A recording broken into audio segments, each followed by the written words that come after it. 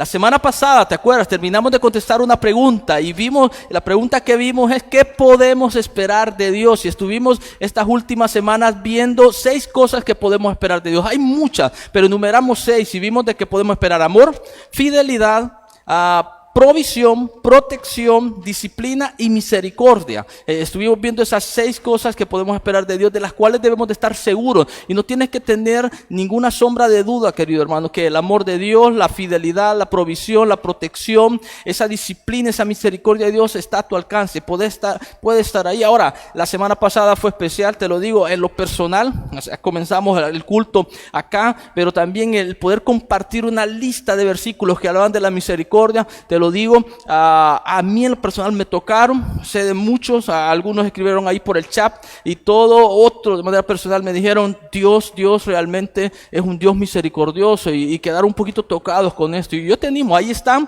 en un futuro cercano vamos a tener esas enseñanzas ahí en YouTube y las puedes ver, repasar, y yo creo que Dios puede seguir edificando tu vida. Ahora, te estoy mencionando todo esto porque vamos a darle vuelta a la pregunta. Vimos qué podemos esperar de Dios. Y en esta tarde lo que vamos a empezar a hacer y nos va a mantener ocupados estas próximas semanas es otra pregunta, y es esta: ¿qué espera Dios de sus hijos? Ahora, ¿qué esperamos? ¿Qué podemos esperar de Dios? Y es todo bien, pero démosle vuelta y ahora pensemos: ¿qué espera Dios de nosotros? ¿Qué espera Dios de su iglesia? ¿Qué espera Dios de sus hijos? Y lo que vamos a comenzar a hacer en esta tarde es ver algunas cosas que Dios espera. Ahora, pensando en todo esto, quizás la lista se nos haría larga y podríamos bien pasar el resto de semanas que vienen durante el año y estar enumerando todo lo que Dios espera de ti y de mí, de su iglesia. Ahora bien, pero lo que vamos a hacer es enumerar unas cuantas. No vamos a enumerar muchas, sino que, en esta tarde solamente vamos a ver 2 cosas que Dios espera y que no es nada nuevo, no es nada que te va a sorprender y vas a decir tú, esto yo no lo sabía. No, tú lo sabes perfectamente, lo sabemos, pero recordar esto yo creo que nos va a ayudar a podernos mantener y hacer estas 2 cosas que vamos a estar estudiando, y en las próximas semanas las otras que vamos a estar viendo. Si Jesús no ha venido, vamos a recordar 6 cosas que Dios espera de ti, de mí, de sus hijos, de la iglesia. Ahora, que yo te digo que si cada uno de nosotros empezamos a cumplir y empezamos a darle a Dios eso que espera de nosotros, nuestras vidas van a ser cambiadas, nuestras vidas van a pasar de una vida quizás pasiva a una vida activa, una vida fogosa, una vida caliente para vivir para nuestro Dios. Ahora, ¿qué es lo que vamos a hacer? Y vamos a la primera, fíjate. En primer lugar, ¿qué espera Dios? En primer lugar, Dios espera que le amemos. ¿Te acuerdas? Empezamos la serie anterior pensando que ¿qué podemos esperar de Dios? Amor. Pero le estamos dando vuelta un poquito acá. ¿Qué espera Dios de nosotros? Dios espera que tú y yo también le amemos. Dios ha mostrado su amor y el tema es bastante amplio. Pero Primera de Juan, ¿te acuerdas? Primera de Juan dice que Él nos amó primero. Por eso comenzamos viendo eso, lo que podemos esperar de Dios, su amor. Pero acá, ¿verdad? Él nos amó primero y lo que Él espera es que tú y yo correspondamos a ese amor y le podamos amar también. Busca ahí Deuteronomio capítulo 6, versículo 4. Deuteronomio 6, 4. Aquí encontramos este pasaje que yo sé que es bastante familiar. Dice Deuteronomio 6, 4. Oye Israel, Jehová nuestro Dios, Jehová uno es.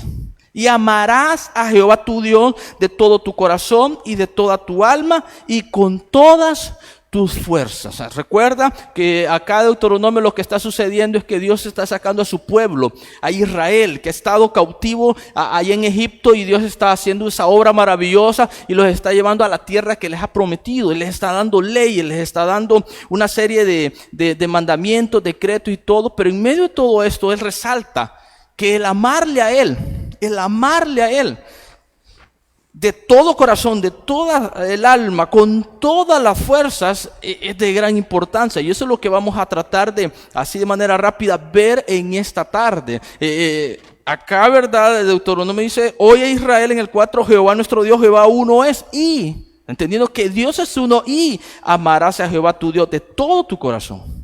Fíjate, y de toda tu alma y con todas tus fuerzas, con todas tus fuerzas. Y lo que Dios quiere recordarnos, o mejor dicho, lo que Dios espera de ti y de mí, querido amigo, así como esperó del pueblo de Israel en el pasado, es que le amemos. Fíjate, acá en Marcos, vamos a Marcos capítulo 12, versículo 28, encontramos una conversación allí, ¿verdad?, entre Jesús. ¿Se acuerdan? Los escribas, los fariseos y todos los judíos siempre andaban buscando algo que ir contra Jesús. Y dice Marcos capítulo 12, versículo 28.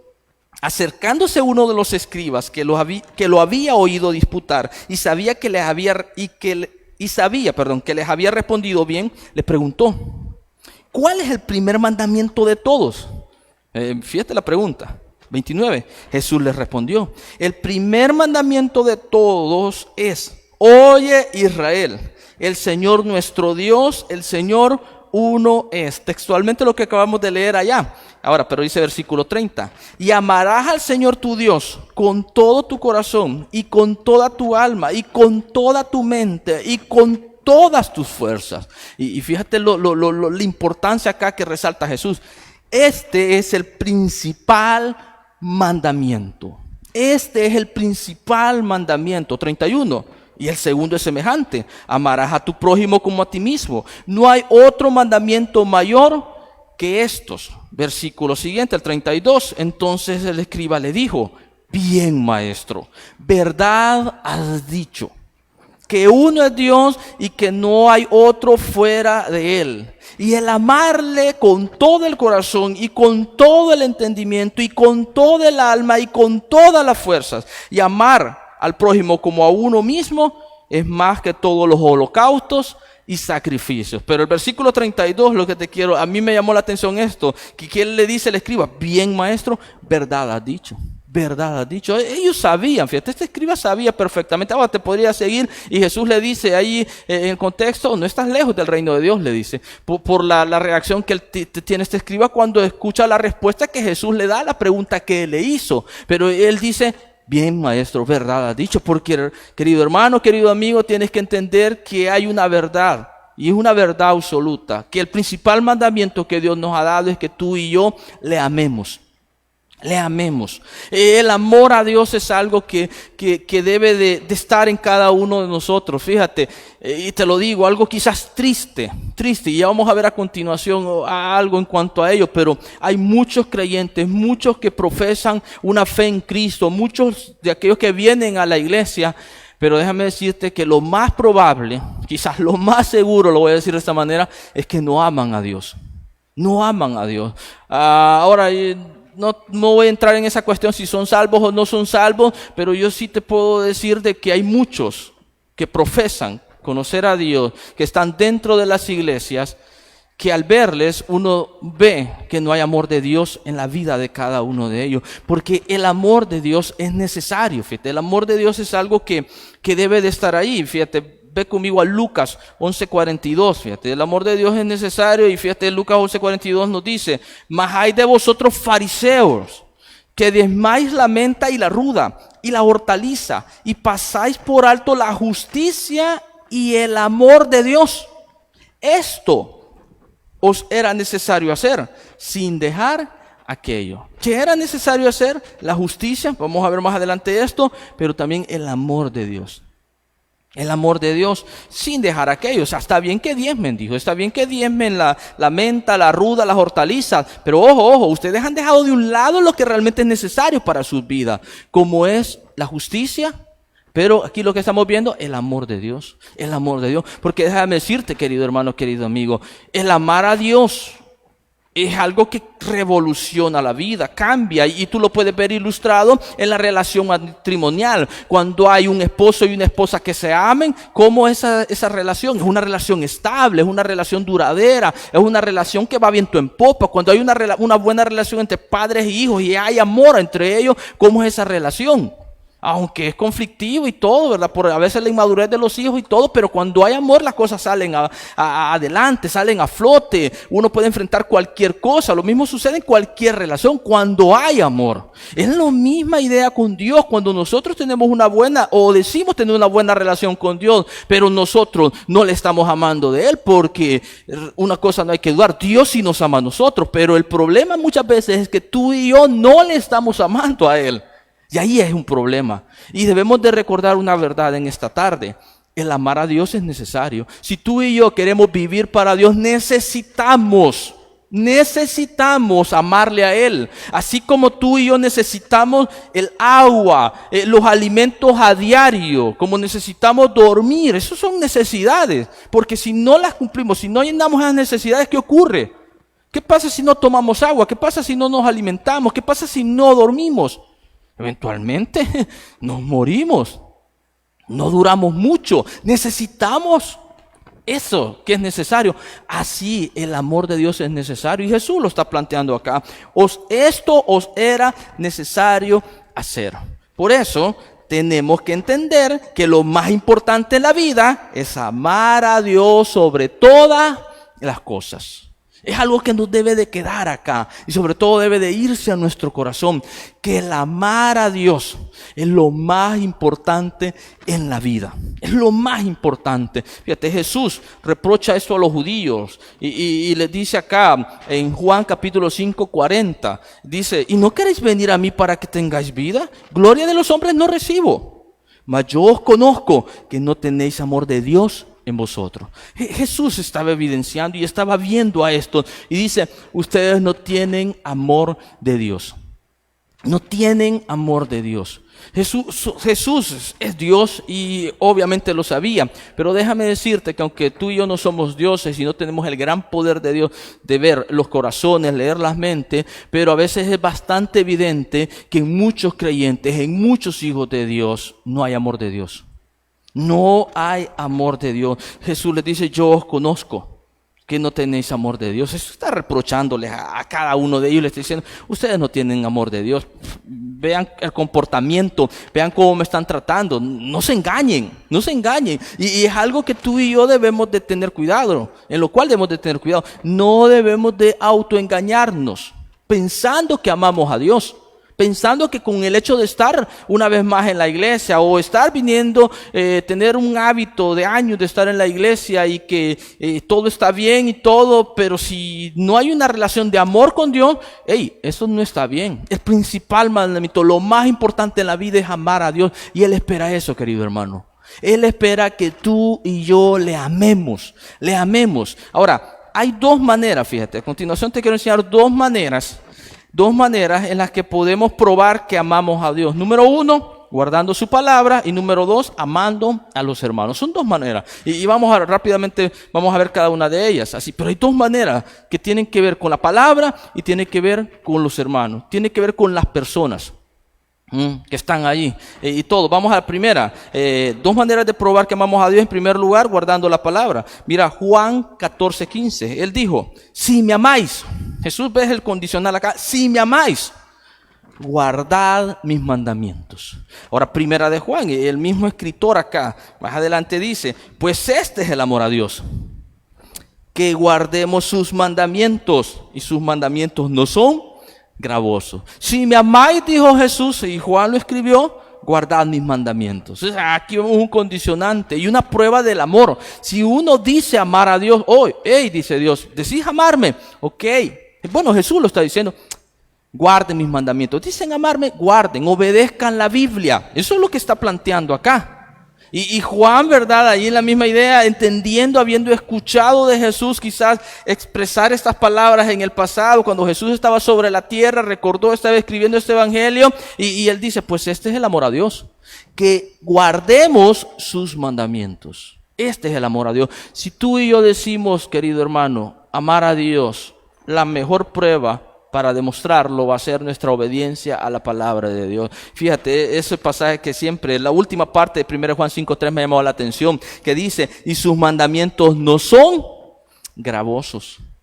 ¿Te es gravoso a ti obedecer a Dios? ¿Te es gravoso realmente ir a la Biblia y leerla, verdad? Y empezar a estar y de repente Dios te señala algo y te dice, tú tienes que hacer esto, tú tienes que dejar esto, quiero que hagas esto, quiero que te involucres en la misión de tu iglesia, quiero que hables de Cristo, quiero que, y nos enlista una serie de cosas y en lo que estamos ahorita. Después de todos estos meses que no has podido ir a la iglesia, yo quiero que vayas a la iglesia. ¿Te es gravoso venir a la iglesia? ¿Te cuesta obedecer la Biblia? ¿Te pesa? Porque si ese es el caso, déjame decirte, querido hermano, que lo más seguro es que tú no amas a Dios. Porque el pasaje en 1 Juan 5:3 es bastante claro. Pues este es el amor a Dios, que guardemos sus mandamientos, y sus mandamientos no son gravosos. Cuando uno ama a una persona, a uno no le cuesta obedecer a esa persona. Y uno lo puede ver esto en las relaciones que tenemos acá, relaciones cotidianas. Cuando hay amor, hay un mutuo sometimiento y todo. Cuando hay amor para con nuestro Dios, como te dije anteriormente, Dios nos ama. El problema muchas veces es que nosotros no amamos a Dios, pero cuando sí el amor está ida y vuelta, es a dos vías, la vida cambia. El principal mandamiento se está haciendo realidad en la vida de cada uno de nosotros, y amar a Dios es una de las cosas pero más importantes que tú y yo podemos tener. Por eso yo quiero animarte, desafiarte a que si tú dices amar a Dios, a que lo pruebes. ¿Cómo? Guarda la palabra de Dios. Eso, guardando la palabra, obedeciendo la palabra de Dios. No hay otro camino, pero eso nos lleva a nuestra segunda prueba, y es amando a los hermanos. Hay alguien que te cae mal, ¿sabes esa expresión, verdad? Los salvadoreños, pues leamos acá, mira, 1 Juan 4:20.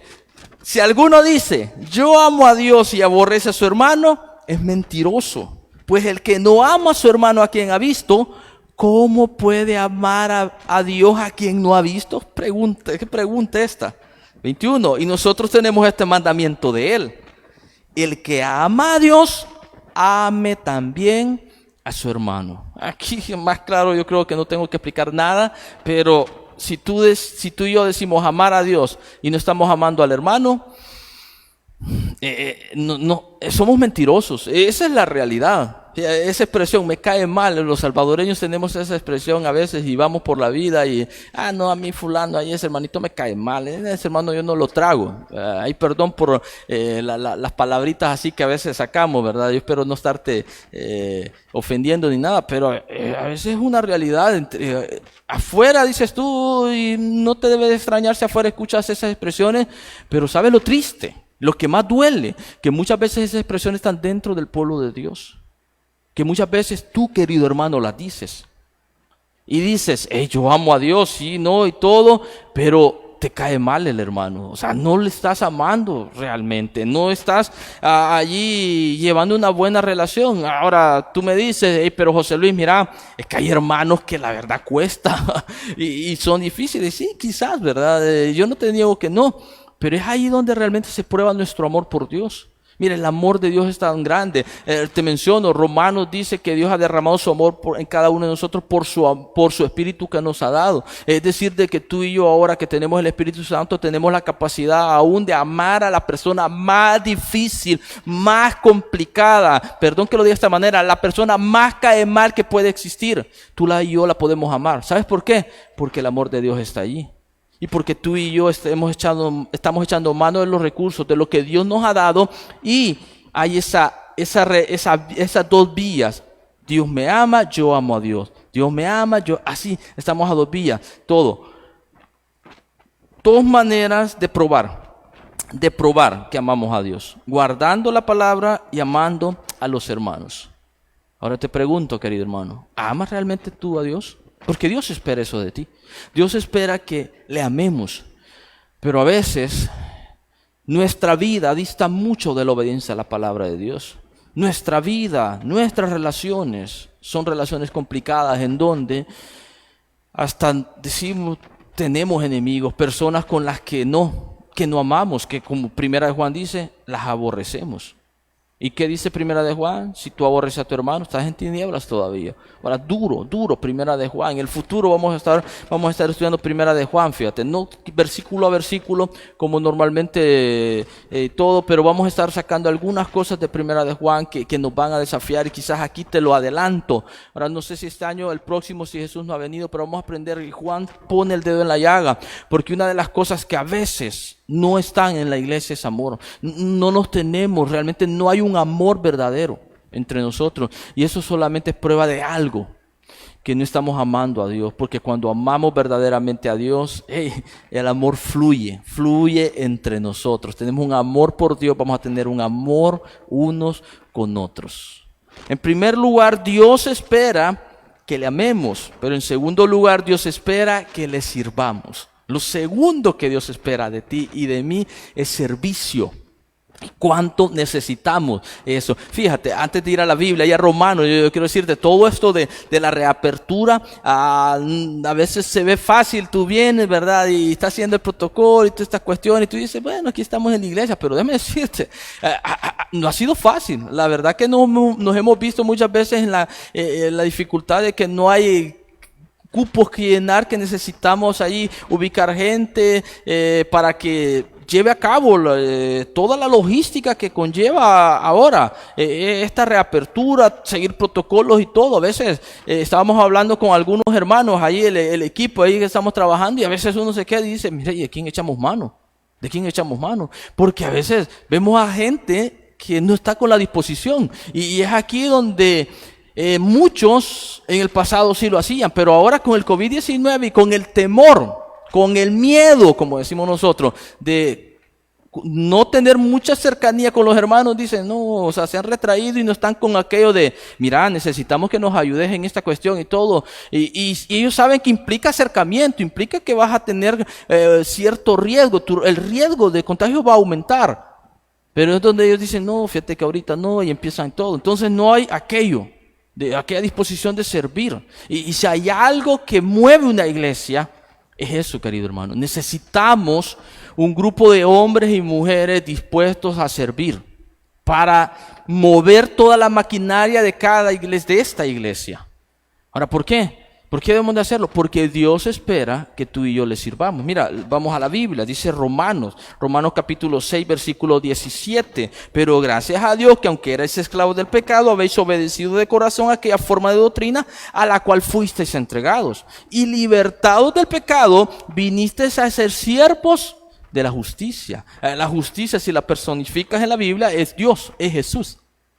Hemos venido a ser siervos de nuestro Dios. Versículo 22, mira, versículo 22 dice, 6:22, mas ahora que habéis sido libertados del pecado y hechos, hemos sido libertados del pecado, pero a la vez fuimos hechos siervos de Dios, tenéis por vuestro fruto la santificación y como fin la vida eterna.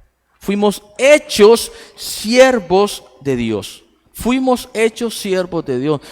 Debes de recordar, y es algo que lo sabemos acá en nuestra iglesia, se enfatiza desde el discipulado, que desde el momento que tú y yo pusimos nuestra fe en Cristo Jesús, no solamente nos volvimos hijos de Dios, sino que también nos volvimos siervos de Dios. Cada creyente, cada hijo de Dios, cada persona que ha puesto su fe en Cristo Jesús, no solo vino a formar parte de la familia de Dios, sino que también vino a formar parte del equipo de obreros, de siervos de Dios, porque Dios le hizo un siervo de Dios. Fuiste, aquí dice, y hechos siervos de Dios. Fuimos libertados del pecado, pero fuimos automáticamente también hechos siervos de Dios. Querido hermano, tú eres un siervo de Dios. Querida hermanita, tú eres una sierva de Dios. Esta iglesia está compuesta de hijos de Dios, pero también está compuesta de siervos, de siervas de Dios.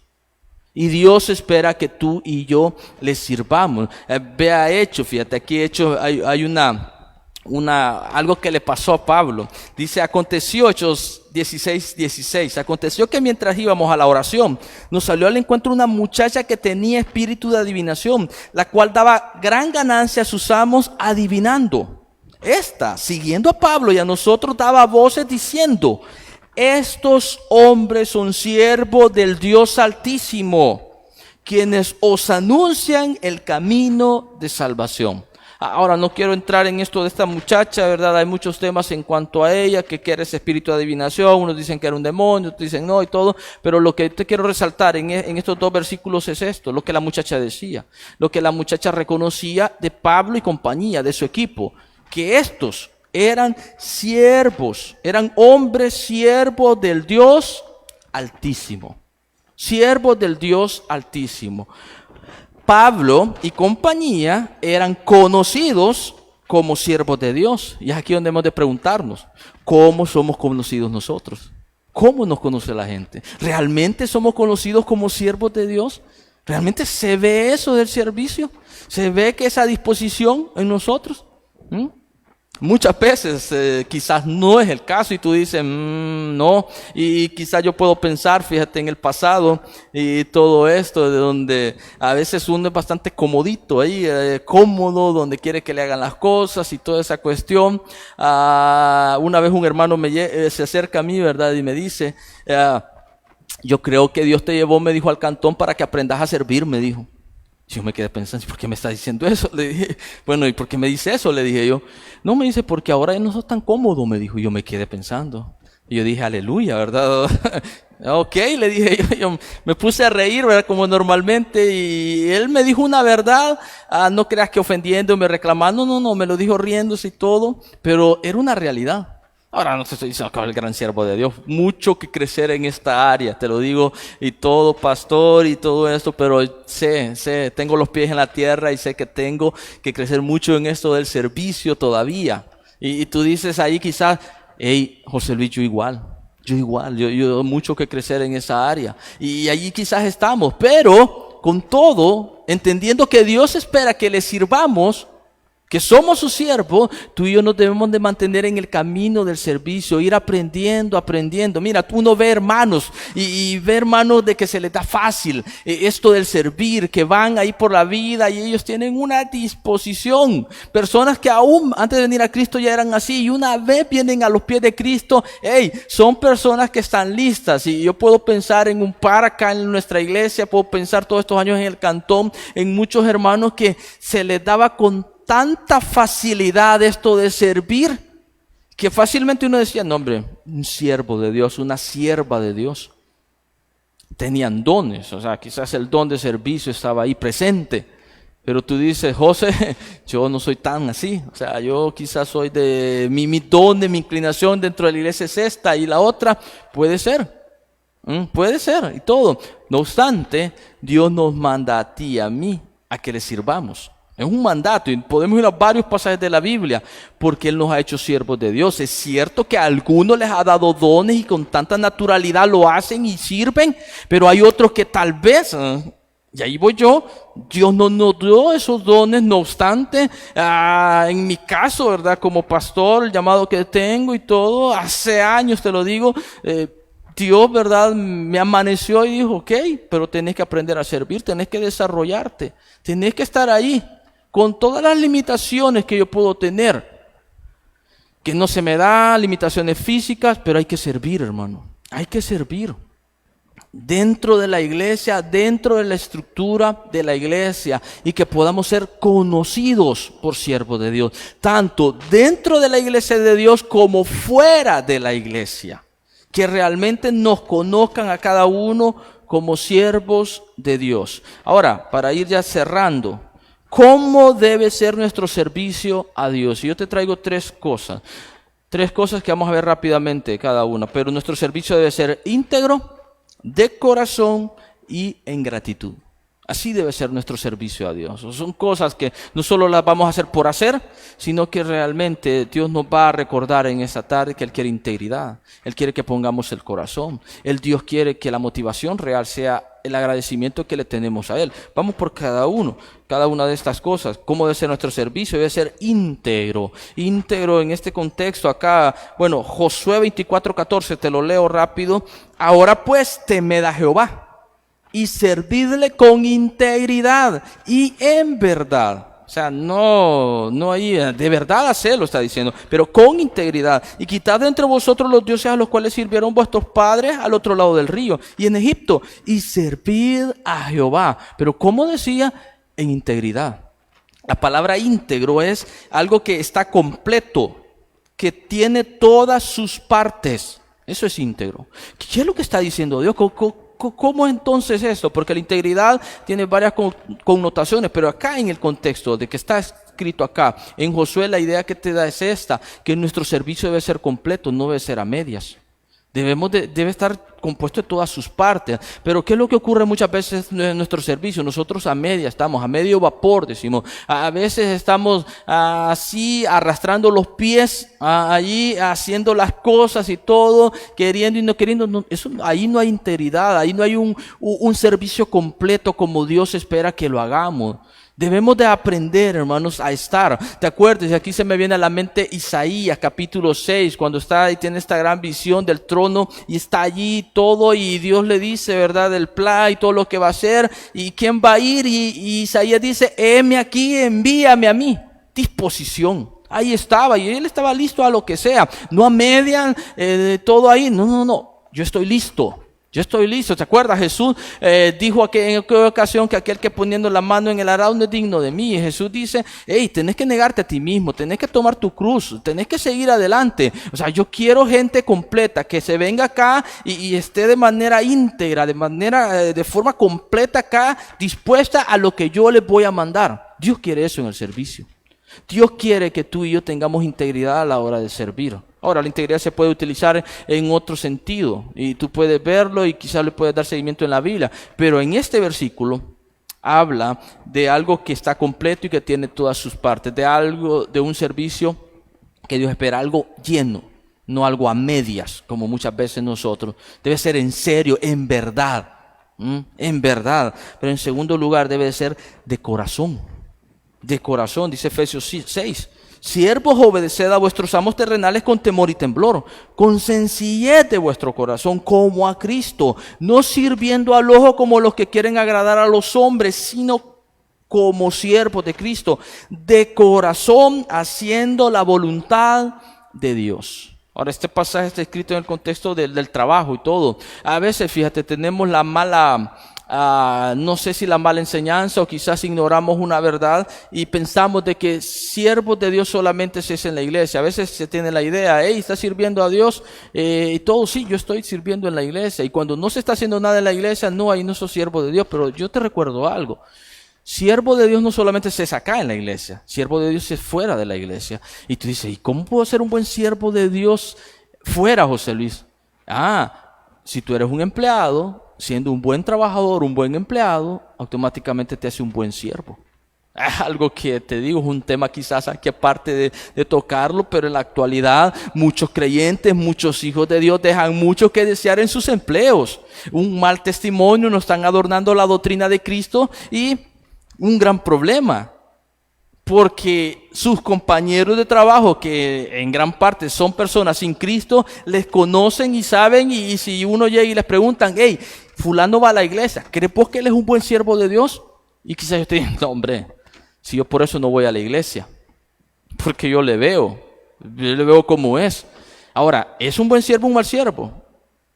Es un mal siervo, porque un buen siervo es aquella persona que dentro de su empresa, dentro del lugar de trabajo, hace lo que tiene que hacer, respeta sus horarios, respeta todo allí y se comporta y cumple sus tareas. Ese es un buen siervo, pero ¿cómo debe de hacerlo? De corazón. Debe de poner allí todo, debe ser con sencillez de vuestro corazón como a Cristo. Como a Cristo. Y todo lo que hagáis, hacedlo de corazón, dice la Biblia. No lo vamos a hacer ya para que nos vean. Y allí lo está diciendo, ¿verdad? El pasaje en el contexto, no sirviendo al ojo como los que quieren agradar a los hombres. A veces uno lo hace para que lo vean y todo. No, debe ser de corazón para nuestro Dios, haciendo la voluntad de Dios. Pero en tercer lugar, ¿cómo debe ser nuestro servicio? Debe ser en gratitud. Dice Hebreos 12:28. Así que, recibiendo nosotros un reino inconmovible, tengamos gratitud. Y mediante ella, o sea, la gratitud, sirvamos a Dios agradándole con temor y reverencia. Tú y yo hemos recibido un reino inconmovible. Lo que nos espera a ti y a mí, hermanos, es algo inimaginable. Es algo que nuestras mentes no alcanzan a entender. Jesús está a las puertas. Maranata, Cristo viene. Y cuando Él venga, tú y yo nos vamos a ir allá. Y nos espera un reino inconmovible que va a permanecer por toda la eternidad. Entendiendo eso, dice el escritor de Hebreos, tengamos gratitud y seamos agradecidos, está diciendo. Y mediante esa gratitud, sirvamos a Dios, sirvámosle a Él, agradándole con temor y reverencia. A veces somos tan ingratos con nuestro Dios. Él nos ha dado todo. Y tú y yo no le queremos dar de nuestro servicio. No queremos darle a Él nada. No queremos, te digo, dar aquella entrega a Él. ¿Te acuerdas aquel pasaje donde Jesús dijo, los obreros La mies es mucha, los obreros son pocos. Te digo, en cada iglesia, no solamente en la nuestra, en cada iglesia, a veces la queja de los pastores es quizás no la queja, la pregunta o lo que a veces no nos tiene allí. ¿Y quién va a ser? O sea, porque obviamente solo los pastores no podemos sacar adelante la obra. Somos un equipo, somos una maquinaria, debe haber un equipo de logística y todo. O sea, solamente el pastor haciendo todo. Todo, te digo, si el hermano Pablo se hubiera encargado de todo esto, solamente él, quizás, no sé, hubiera preferido otra cosa. Pero te digo, o sea, sería costoso.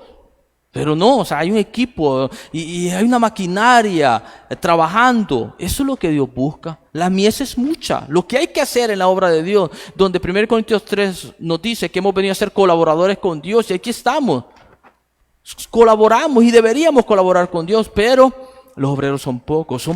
Son pocas las personas dispuestas a decir, Señor, aquí estoy. Y sabes, esto es ingratitud. A veces no queremos y ponemos una serie de excusas, porque no son razones, excusas. Porque si tú te pones a pensar en todo lo que Dios nos ha dado, si pensamos en todo lo que Dios nos ha dado, Dios nos ha dado todo, querido hermano. Solo la salvación, el perdón de nuestros pecados, el ser librados del infierno y tener la promesa que un día vamos a ir a su casa. Esto es más grande que cualquier cosa. Gratitud. Por eso, ¿cómo debe ser nuestro servicio a Dios? Debe ser íntegro, de corazón y en gratitud. Son las tres cosas que nos deben de mover a la hora de estar sirviendo a nuestro Dios. Dios espera, querido hermano, que le amemos. Dios espera que le sirvamos. Esta es la manera. Por eso en esta tarde Él nos hace un desafío, y el desafío es a decidir a amar a Dios sobre todas las cosas, para así poderle servir íntegramente, de corazón, en gratitud. Dios nos desafía que decidamos amarle a Él, pero que de verdad le amemos a Él, para que así nuestro servicio se pueda purificar y pueda ser íntegro de corazón y con un agradecimiento que sale desde lo profundo de nuestro corazón. Querido amigo, Dios te ama. Dios te ama y no debes dudar de ello. La pregunta que yo te hago, ¿amas tú a Dios? ¿Realmente amas a Dios? Tú te estás quizás preguntando y dices, José Luis, sí, y todo. Pues déjame decirte, como acabamos de ver, que el amor a Dios tiene que ver con obediencia. Y Él ha mandado esto. Él manda que todos los hombres se arrepientan y vengan a Él. Él manda que tú pases de muerte a vida a través de creer en Cristo Jesús. Él quiere en esta tarde que tú pongas tu fe en Cristo Jesús, le recibas a Él como Señor y Salvador personal. Él quiere transformar tu vida, quiere hacerte una nueva criatura, pero tú tienes que decidir poner tu fe en Cristo Jesús. Tú dices, ¿cómo lo hago? Repite después de mí esta pequeña oración y dile algo así a Dios. Dios, en esta tarde yo reconozco que soy un pecador y sé que me amas. Yo quiero realmente amarte, vivir para ti. Por eso perdóname de todos mis pecados, límpiame.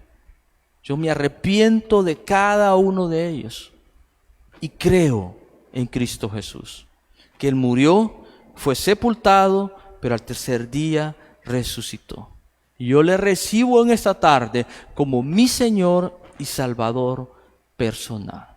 Todo eso se lo pido en el nombre de Él. Si tú hiciste esta pequeña oración, quisiéramos saberlos. Quizás puedes dejarnos un mensaje ahí en el chat, o nos puedes mandar un mensaje privado, o te puedes comunicar con alguno de los hermanos, pero nos gustaría saberlo para orar por ti y también para explicarte más exactamente qué es esto de recibir a Cristo Jesús. Cuáles son las bendiciones que en este momento acabas de recibir, bendiciones que te acaban de ser otorgadas a ti. Cómo Dios quiere derrochar su amor como te lo ha expresado. Así que si tú lo has hecho, quisiéramos que nos lo dijeras para estar orando, como te digo. Pero si tú no lo hiciste, querido amigo, yo quiero animarte a que no lo pienses mucho y pronto tomes una decisión, porque tu vida está en peligro. Terminamos orando. Padre, alabamos tu nombre, Señor, por la oportunidad que tú nos has dado en esta tarde, mi Dios, de recordarnos que lo que esperas de cada uno de nosotros es que te amemos y te sirvamos. Ayúdanos. No es fácil, Padre Celestial, todo esto, mi Dios, pero contigo en nuestro interior es posible, Señor. Y Padre, nuestra oración antes de terminar, mi Dios, en esta tarde, es que nos guíes, nos ayudes a amarte y a servirte de manera íntegra, de corazón, Señor, y motivados por el agradecimiento en todo lo que tú nos has dado. Te alabamos, te exaltamos, Señor, y desde ya oramos por esta semana que viene por delante, que si Jesús no ha venido, Señor, tú nos vas a permitir vivir cada día y queremos hacerlo, Señor, amándote y sirviéndote. En Cristo Jesús. Amén y amén. Hermano, amigo, ha sido una bendición como cada domingo por la tarde estar delante de ti. Así que esperamos verte este próximo miércoles a las 6:30. Vamos a tener nuestro culto. Cuídate, protégete. Todavía estamos con esto de la pandemia, el virus está ahí, así que usa tu mascarilla, ten cuidado, si no tienes por qué salir y andar ahí, no lo hagas ahí. Así que, pero sobre todo encomendémonos en las poderosas manos de nuestro Dios. Hasta la próxima, bendiciones.